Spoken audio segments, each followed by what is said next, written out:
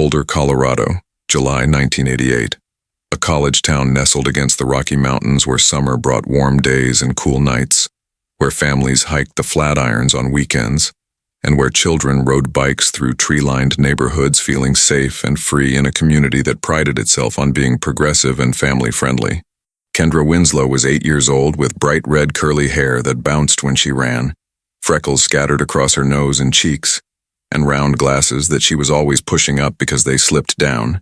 and she was known in her third-grade class as the girl who could make anyone laugh with her impressions and jokes. She lived on Mapleton Avenue in a modest 2-story house with her parents Nicole, who was a nurse at Boulder Community Hospital, and Robert, who taught environmental science at the University of Colorado, and Kendra was their only child, adored and encouraged to be creative and outspoken. Kendra's best friend was Jessica Miller, who lived 3 blocks away on Pine Street, and the two girls had been inseparable since kindergarten, finishing each other's sentences, creating elaborate imaginary worlds, and begging their parents for sleepovers every weekend, which usually happened at Jessica's house because she had a finished basement perfect for camping out. On Friday, July 15, 1988, Jessica's mother, Patricia, had agreed to host a sleepover birthday party for Jessica, who was turning 9, and 5 girls were invited, including Kendra, and they planned to watch movies, eat pizza, paint their nails, and stay up as late as possible telling ghost stories. Kendra had been excited for days, had packed her sleeping bag, her favorite pillow with unicorns on the pillowcase that she slept with every night,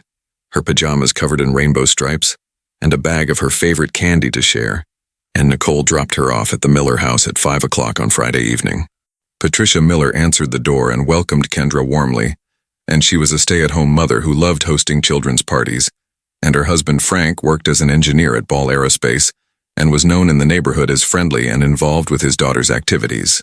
The 5 girls gathered in the basement, which Patricia had decorated with streamers and balloons, and they ate pizza and birthday cake, watched The Princess Bride on the VCR, and played games, and around 9 o'clock they changed into their pajamas and spread out their sleeping bags on the basement floor. Patricia came downstairs at 9:30 to check on them and told them to settle down and get some sleep, but the girls stayed awake whispering and giggling, and Kendra entertained them with her impression of their strict gym teacher, making everyone laugh until their stomachs hurt. Around 10:15, Kendra said she needed to use the bathroom, and she grabbed her pillow because she had a habit of carrying it around with her, and she went upstairs to the first-floor bathroom, while the other girls continued talking in the basement, and Jessica's cat had followed Kendra up the stairs. Jessica's older brother Tyler, who was 16, was home that night in his bedroom on the 2nd floor, and Frank Miller was in the garage working on a woodworking project, and Patricia was in the kitchen cleaning up from the party, and the house was busy with normal Friday evening activity. After about 10 minutes, Jessica noticed Kendra had not come back downstairs, and she called up asking if Kendra was okay, but there was no answer, and Jessica assumed Kendra had gotten distracted playing with the cat or looking at something, which was typical of Kendra's curious nature. But after another 5 minutes with no sign of Kendra, Jessica went upstairs to check, and the bathroom door was open and the light was off, and Kendra was not there, and Jessica called her name thinking she had gone to the kitchen for water or to talk to Patricia. Patricia said she had not seen Kendra, and together they searched the first floor, checking the living room, the kitchen, the den, and Patricia called upstairs to Tyler asking if Kendra was up there, and Tyler came down saying he had not seen her. Frank came in from the garage when he heard the commotion, and he said he had not seen Kendra come outside, and the family and the girls began searching the house systematically, calling Kendra's name, checking closets and bedrooms, and growing more worried with each empty room. If this happened in your neighborhood, wouldn't you want to know how it was finally solved? Tell us in the comments what city or country you're watching from. It's incredible to see how far these stories travel, and if you'd like to follow more mysteries finally solved through DNA, consider subscribing to the DNA archives, where every day we uncover another truth time tried to hide. Patricia checked the basement again, thinking Kendra might have gone back downstairs a different way, but she was not there, and the sleeping bags and pillows were just as they had been, except Kendra's unicorn pillow was missing, and she had apparently taken it with her when she went upstairs. Frank checked all the doors and found that the back door leading to the yard was unlocked, though he could not remember if it had been locked earlier, and he went outside calling Kendra's name, walking through the backyard with a flashlight, checking the garden shed and behind bushes, Patricia called Nicole and Robert Winslow at 10:45, telling them Kendra was missing from the house, that they had searched everywhere and could not find her, and Nicole's voice went sharp with panic, asking how a child could disappear from a house full of people, and she and Robert drove immediately to the Miller house. By the time the Winslows arrived 15 minutes later, Patricia had called the Boulder Police Department, and officers were already at the house taking statements and beginning to search the property and surrounding area. And Nicole ran through the house calling Kendra's name, her voice breaking with desperation. Detective Mark Sullivan arrived at the Miller house, and he was 45 years old with 22 years of experience. And he interviewed each person present separately, asking when Kendra was last seen, what she was wearing, if anyone had heard or seen anything unusual. And everyone said she had simply gone upstairs to use the bathroom and never returned. Officers searched the house thoroughly, including the attic, the basement, every closet and crawl space, and they found no sign of Kendra, except that her unicorn pillow was missing along with her, and the back door being unlocked suggested she might have gone outside or someone might have taken her out that way. Search dogs were brought in and given Kendra's sleeping bag to establish her scent, and they tracked from the basement up to the first-floor bathroom, and then to the back door, and the trail led outside into the yard, but then disappeared at the alley behind the house as if Kendra had gotten into a vehicle. Detective Sullivan interviewed Tyler Miller extensively because he had been home upstairs, and Tyler said he had been in his bedroom listening to music with headphones on, had not heard anything unusual, and had not seen Kendra, and he seemed genuinely confused and concerned about what had happened. Frank Miller was also questioned closely about the unlocked back door, and he said he might have left it unlocked when he went to the garage earlier, that he often used that door to go back and forth, and he had no explanation for how Kendra could have disappeared, but he volunteered to help in any way possible. The other 4 girls at the sleepover were interviewed gently, and they all said Kendra had seemed happy and normal, had been making them laugh with jokes and impressions, and they had not heard her come back downstairs or call for help, and they were crying and scared, asking if Kendra was okay. The search expanded to the neighborhood with officers going door to door, and several neighbors said they had seen a dark-colored van parked in the alley around 10 o'clock, unusual because most residents parked in driveways or garages, but no one had seen who was driving or noticed a license plate. Media coverage began immediately, and the story dominated Colorado news. An 8-year-old girl with red curly hair and glasses vanishing from a sleepover, while other children and adults were in the house. And the case shocked Boulder, where parents had felt their children were safe in their progressive community. Nicole appeared on television the next morning holding Kendra's school photo and begging for her daughter's safe return,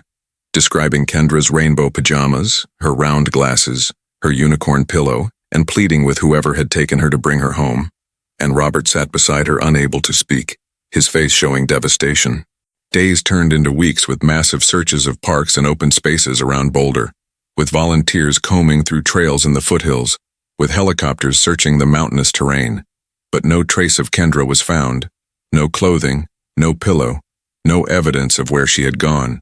Detective Sullivan investigated every possibility, including family members and the Miller family, and both Frank and Patricia Miller were asked to take polygraph tests, and both agreed immediately, and the results showed no deception when they said they had not harmed Kendra and did not know where she was. Tyler Miller was also asked to take a polygraph, and he agreed, and his results also showed no deception, and investigators found no evidence linking the Miller family to Kendra's disappearance, no motive, no history of concerning behavior, and the family seemed genuinely devastated by what had happened. Cold cases don't stay alive unless people keep remembering them, so if you want more stories like this, cases that seemed forgotten until DNA brought answers, subscribe to the DNA archives and help these stories stay alive. New investigations and discoveries are shared here every day. The investigation focused on the dark van seen in the alley, and police reviewed similar vehicle reports and sex offender registries, but without a license plate or better description, they had thousands of potential vehicles to investigate, and none of the leads produced evidence connecting anyone to Kendra's disappearance. The case went cold by the end of 1988, with no suspects, no evidence beyond the scent trail to the alley, and no credible sightings of Kendra, despite national media coverage and age progression posters distributed throughout Colorado and neighboring states. Nicole and Robert Winslow remained in Boulder because leaving felt like abandoning Kendra, and Nicole reduced her hours at the hospital because she could not focus on work. and Robert took a leave of absence from teaching, and their lives became defined by the constant ache of not knowing. They kept Kendra's bedroom exactly as she had left it, with drawings on the walls, books on the shelves, her collection of joke books that she loved to read and memorize, and the empty pillow on her bed where the unicorn pillow should have been. Jessica Miller was traumatized by losing her best friend from her own birthday sleepover, and she blamed herself for not going upstairs with Kendra, for not noticing sooner that she had not come back, and she had nightmares and anxiety that required therapy throughout her childhood. The Miller family also suffered with some neighbors whispering suspicions despite police clearing them, and Patricia stopped hosting parties or having children over, and the family kept to themselves, and Tyler struggled with guilt that he had been home and had not heard or seen anything that could have helped find Kendra. Years passed and Kendra's case became one of Colorado's most haunting, unsolved missing children cases, featured in documentaries and true crime books, and her freckled face with round glasses became iconic in discussions about child safety and stranger danger, though investigators never determined if a stranger or someone Kendra knew had taken her. Detective Sullivan retired in 2005 after 39 years in law enforcement, and Kendra's case remained unsolved. The little girl who vanished from a sleepover, and he kept her file at home and reviewed it periodically hoping some detail would reveal itself, but the answers never came during his lifetime. In 2018, Kendra's case was assigned to Detective Laura Chen, who was 36 and specialized in cold cases, and she had grown up in Boulder and remembered when Kendra disappeared, remembered the posters and the fear that had gripped the community, and she was determined to find answers. Chen reviewed the case file multiple times, studying every statement and report, and she noticed that the evidence inventory listed several items collected from the Miller house, including Kendra's sleeping bag, her bag of candy, and her shoes, but the unicorn pillow that Kendra had been carrying was never found. She contacted Patricia Miller, who still lived in Boulder, though Frank had died in 2010 from cancer, and Patricia was now 72 years old, and Chen asked if by any chance she had kept any of Kendra's belongings from that night, anything that had been overlooked or returned to the family. Patricia said she had not kept anything, that police had taken everything and she had tried to forget that terrible night. But then she paused and said there was a box in the attic with items from when they had cleaned out the basement after the incident, things the police had not taken, and Chen asked if she could look through it. Chen drove to the Miller house the next day, and Patricia led her to the attic, and they found a cardboard box labeled 1988 basement cleaning that had been sitting untouched for 35 years, and inside were board games, VHS tapes, and at the bottom, wrapped in a plastic garbage bag, was a pillowcase with unicorns on it. Patricia gasped and said she had no memory of this being here, that she must have stripped the sleeping area after police released the scene and thrown the pillowcase in the box thinking it belonged to Jessica, and Chen carefully removed it and placed it in an evidence bag, her heart racing because this was Kendra's pillow. The pillowcase was sent to the Colorado Bureau of Investigation Crime Lab for DNA analysis, and Chen requested they pay special attention to any areas that might have been grabbed or handled, and the lab processed it meticulously, using techniques that had not existed in 1988. They found Kendra's DNA on the pillowcase from her sleeping on it, but they also found male DNA on one corner of the pillowcase, touch DNA from someone who had grabbed or held it, and the concentration and pattern suggested forceful handling, not casual contact. Chen ran the unknown male DNA profile through CODIS, and after 2 weeks the system returned a match that made her stop breathing for a moment. The profile belonged to Tyler Miller, Jessica's older brother, who had been 16 when Kendra disappeared and who had been home that night. Tyler Miller was now 51 years old, and Chen pulled his records, finding that he had been arrested in 2016 for voyeurism after being caught filming women in a gym locker room, and his DNA had been entered into the database as part of his conviction. Chen began investigating Tyler's background more thoroughly, and she discovered he had moved to Denver in 1995 and had worked various jobs in IT, and he had been fired from 2 positions following complaints about him making female coworkers uncomfortable with unwanted attention. In 2008, a neighbor had called police reporting that Tyler was watching her teenage daughter through binoculars from his apartment window, and while charges were not filed, Tyler had been warned and had moved shortly after, and Chen saw a pattern of voyeuristic and predatory behavior. She obtained a warrant to bring Tyler in for questioning and to search his current residence in Denver.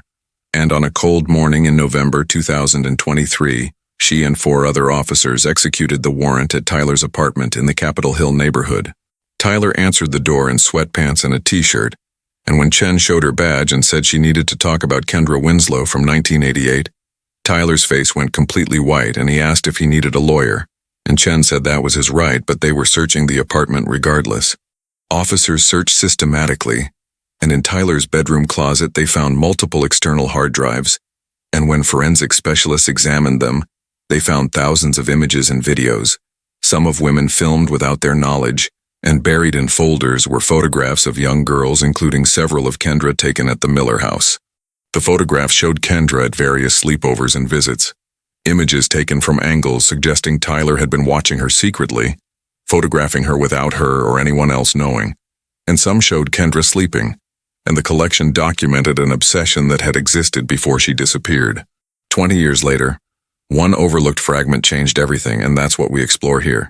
The moment science meets persistence. So if you're new here, subscribe so you don't miss the next story where DNA finally tells the truth. A new case drops every day on the DNA archives. Chen arrested Tyler Miller and transported him to the Boulder Police Department. And after reading him his rights, Tyler initially requested a lawyer, but after sitting in the interrogation room for 2 hours, he changed his mind and said he wanted to confess that he had been carrying the secret for 35 years. Chen activated the recording equipment and asked Tyler to explain what had happened to Kendra Winslow on the night of July 15, 1988, and Tyler sat with his head in his hands for several minutes before speaking, his voice shaking and barely audible. He said he had been obsessed with Kendra for months before that night, that he thought she was beautiful with her red, curly hair and freckles, and he knew his feelings were wrong because she was 8 and he was 16, but he could not stop watching her whenever she came to the house. He said on the night of the sleepover he had been in his bedroom, but could not stop thinking about Kendra being downstairs, and when he heard her come up to use the bathroom around 10:15, he had gone to the hallway and watched her, and she had been carrying her unicorn pillow. When Kendra finished in the bathroom, she had started to go back downstairs, but Tyler had called to her, saying he wanted to show her something cool in his room, a new video game, and Kendra had trusted him because he was Jessica's brother, and she had followed him upstairs. Once in his bedroom with the door closed, Tyler said he had tried to kiss Kendra and she had pulled away looking scared and confused, and she had said she wanted to go back downstairs to Jessica, and Tyler had panicked knowing she would tell everyone what he had tried to do. He grabbed her to stop her from leaving and covered her mouth to keep her from screaming, and Kendra had struggled and fought despite being much smaller than him, and in his panic and his attempt to silence her, he had pressed his hand over her nose and mouth too hard for too long. Tyler said he had not meant to kill her, had only wanted to keep her quiet, but when he finally released her, she was not breathing, and he checked for a pulse but found nothing, and he realized with horror that he had killed the girl he claimed to be infatuated with. He had panicked completely and wrapped Kendra's body in a blanket from his closet, and he had waited until everyone was searching the first floor and basement, and then he had carried her down the back stairs and out through the back door to the alley where his car was parked. He put Kendra's body in his trunk along with her unicorn pillow, and he drove to the Boulder Canyon area, to a remote hiking trail he knew from camping trips, and he hiked about a mile into the forest and buried her in a shallow grave, covering it with rocks and branches. He kept the pillow initially because he could not bear to bury it with her, but later that night when he got home he realized the pillowcase might have evidence, so he removed it and threw the pillow itself away in a dumpster behind a shopping center, and he had accidentally left the pillowcase in the basement when his mother was cleaning. Tyler said he had returned to the house and acted shocked when everyone was searching for Kendra, and he had even helped look. And when police questioned him, he had lied and said he had been in his room with headphones on, and the polygraph had not detected deception, because he had convinced himself it was an accident. He said he had participated in searches, had watched Nicole Winslow cry on television, had lived his life while Kendra was buried in the mountains, and the guilt had destroyed any chance of normal relationships, had turned him into someone who watched and photographed women and girls from a distance, unable to connect properly with anyone. Chen asked where exactly Kendra was buried, and Tyler described the location, a trail off Boulder Canyon Drive approximately 6 miles from town, near a distinctive rock formation with petroglyphs, about 1 mile up the Settlers Park Trail, on the north side near a fallen ponderosa pine. A search and recovery team was deployed immediately with cadaver dogs and ground-penetrating radar, and the area Tyler described was steep and heavily forested, and the trail had changed over 35 years with new growth obscuring old landmarks. But Tyler agreed to accompany officers to show them the exact spot. The dogs alerted near the fallen pine tree that was now covered in moss and surrounded by younger trees, and the team began excavating carefully, and 3 feet down they found fabric, the decomposed remains of a blanket, and beneath that were bones, small and delicate, a child's skeleton. They also found fragments of round glasses frames and a small plastic barrette that had been in Kendra's red curly hair, and the remains were transported to the state medical examiner's office, and forensic analysis confirmed through dental records that they belonged to Kendra Winslow. Chen called Nicole and Robert Winslow, who were now in their late 60s and still living in Boulder in the same house, and she told them Kendra had been found, that she was finally coming home after 35 years, and Nicole's cry of anguish could be heard throughout the police station. The funeral was held in August 2023, 35 years after Kendra disappeared, at the First Presbyterian Church in Boulder, where the Winslow family had attended when Kendra was alive, and the sanctuary was full of people who remembered the freckled girl with red curly hair. The casket was small and white, covered in sunflowers because Kendra had loved bright colors, and inside beside her remains were joke books and a new pair of round glasses, symbols of the personality that had made Kendra special. Nicole sat in the front pew, unable to stop crying. Decades of grief finally released, and Robert held her hand, and together they mourned the daughter they had lost 35 years earlier on a summer night when she should have been safe at her best friend's house. Pastor Thompson spoke about innocence stolen and trust betrayed, about the particular cruelty of being harmed by someone who should have been safe, and he acknowledged that no words could ease the pain of 35 years of not knowing. Robert delivered a eulogy talking about Kendra's sense of humor, her ability to light up any room, her dream of becoming a comedian when she grew up, and he said Tyler Miller had stolen not just Kendra's life, but all the joy she would have brought to the world. Nicole could not speak at the service. Her grief was too overwhelming, but she had written a statement that Pastor Thompson read, thanking Detective Chen for never giving up, for finding the pillowcase that had been overlooked for 35 years. Kendra was buried at Green Mountain Cemetery with a view of the Flatirons she had loved, and her headstone read, Kendra Marie Winslow, forever 8, our laughing girl, home at last, and the grave was covered with flowers and stuffed unicorns. Tyler Miller was charged with first-degree murder and evidence tampering, and his public defender reviewed the evidence including the confession, the DNA on the pillowcase, and the photographs of Kendra, and he advised Tyler that fighting the charges was pointless. In October 2023, Tyler entered a guilty plea to all charges, and at his sentencing hearing Nicole and Robert both gave victim impact statements, and Nicole told the court that Tyler had stolen 35 years of their lives. She said the cruelest part was that Tyler had been at family gatherings for years after Kendra disappeared, had sat at their dinner table, had accepted their trust, all while knowing he had killed their daughter and buried her in the mountains. Robert said Tyler had not only killed Kendra, but had also destroyed their faith in people, had made them suspicious and fearful, had poisoned their memories of their daughter's friendship with Jessica, and he hoped Tyler would spend every day thinking about what he had done. Tyler was given an opportunity to speak, and he stood before the judge crying and said he was sorry, that he had been 16 and had not known how to handle his inappropriate feelings, that he had made a terrible mistake, but his apology meant nothing. The judge sentenced Tyler to life in prison without the possibility of parole, and as he was led away in handcuffs, Nicole stared at him with an expression of pure hatred, and Robert put his arm around her shoulders, and they walked out knowing justice had been served. Jessica Miller, who was now 43, attended the sentencing, and she approached Nicole and Robert outside the courthouse and apologized through tears for what her brother had done, saying she had never suspected, and Nicole embraced her, saying it was not her fault. The years that followed were difficult for the Winslow family, as they adjusted to having answers after decades of uncertainty, and they visited Kendra's grave weekly, bringing flowers and joke books, talking to her about the life she should have lived. Nicole retired from nursing in 2025, and she devoted her time to volunteering with organizations that supported families of missing children, using her experience to help others navigate the trauma of not knowing what happened to their loved ones. Robert continued teaching at the University of Colorado, and he established a scholarship in Kendra's name for students studying environmental science, who demonstrated a commitment to making the world better, ensuring his daughter's memory lived on through education and service.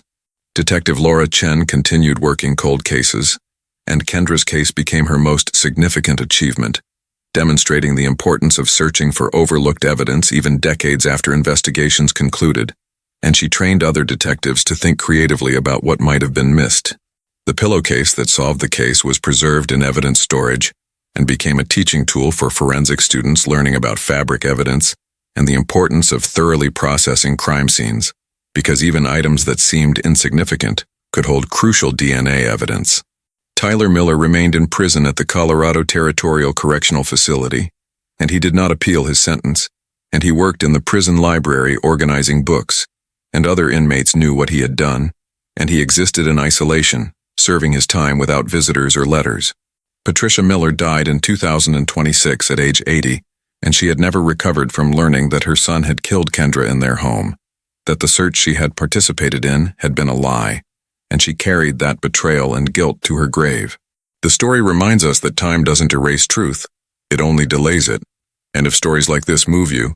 if you want to see more forgotten cases finally solved through DNA and advancing technology, subscribe to the DNA Archives, where new stories are shared every day. It's free and it helps these stories reach more people who still believe in justice after decades of silence. Because families deserve answers, and evidence deserves to be heard no matter how many years pass, or how carefully secrets are hidden by those we think we can trust. Kendra Winslow was 8 years old when she vanished from a sleepover at her best friend's house. She had red curly hair and freckles and round glasses. She loved telling jokes and making people laugh, and though her future was stolen by someone living in that same house, her voice endured. Not as a tragedy alone, but as a warning that predators can be family members of friends, as proof that fabric evidence can survive decades, as inspiration for searching overlooked storage areas, and as a reminder that danger sometimes hides in unexpected places wearing familiar faces. Her pillowcase captured more than her killer's DNA.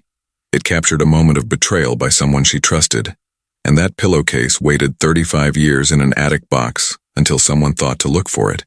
And in the end, the truth emerged, patient and inevitable, waiting in fabric and thread for someone to search carefully enough, bringing Kendra home and exposing the teenage brother who had pretended to search, while knowing he had buried her in the mountains, proving that justice delayed is not justice denied, and secrets cannot stay hidden forever.